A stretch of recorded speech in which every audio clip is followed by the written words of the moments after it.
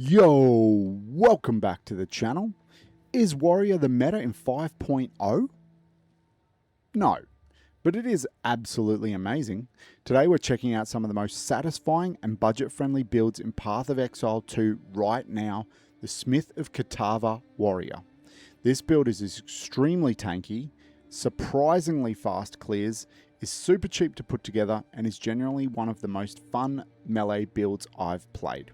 Whether you're a new player or a veteran looking for something relaxing but powerful, this might be exactly what you need. Let's dive in.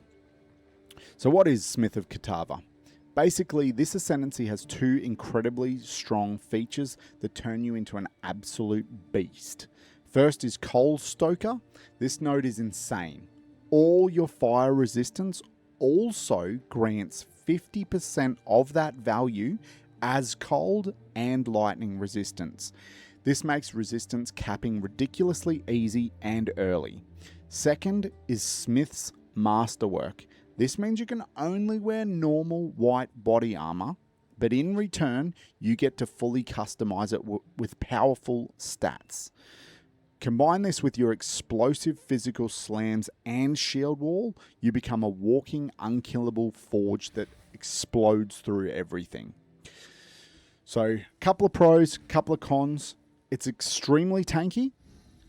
It's got fast clears with excellent screen clear.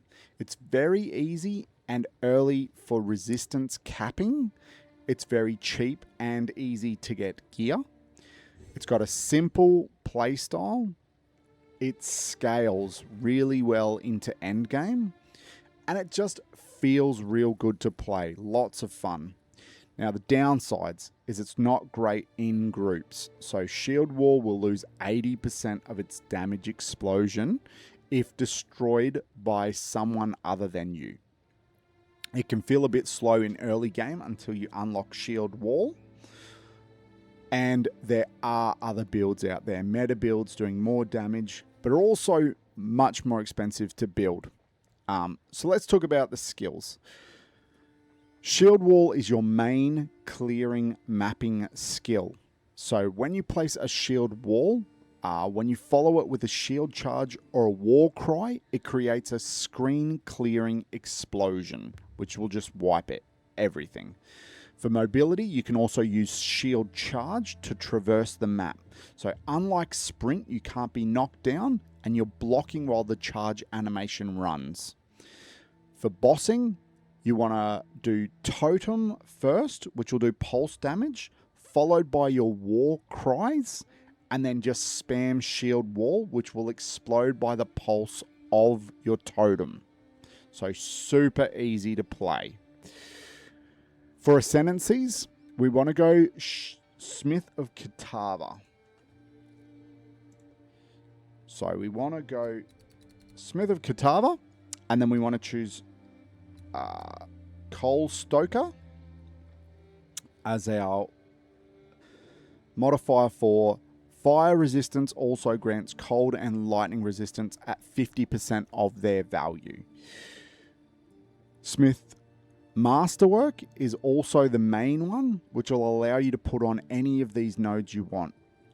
So titanium alloy is great for body armor, grants 75% to fire resistance. The engraving one's good. Body armor grants 15% of increased maximum life. You want to go flowing metal. 50% of armor also applies to elemental damage.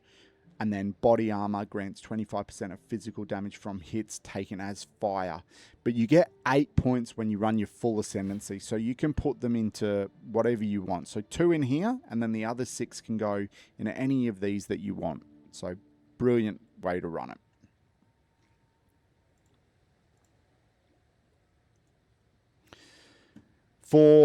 In terms of passive tree, again, we want to go mainly for damage modifiers. So your melee damages, melee damage, skill speed.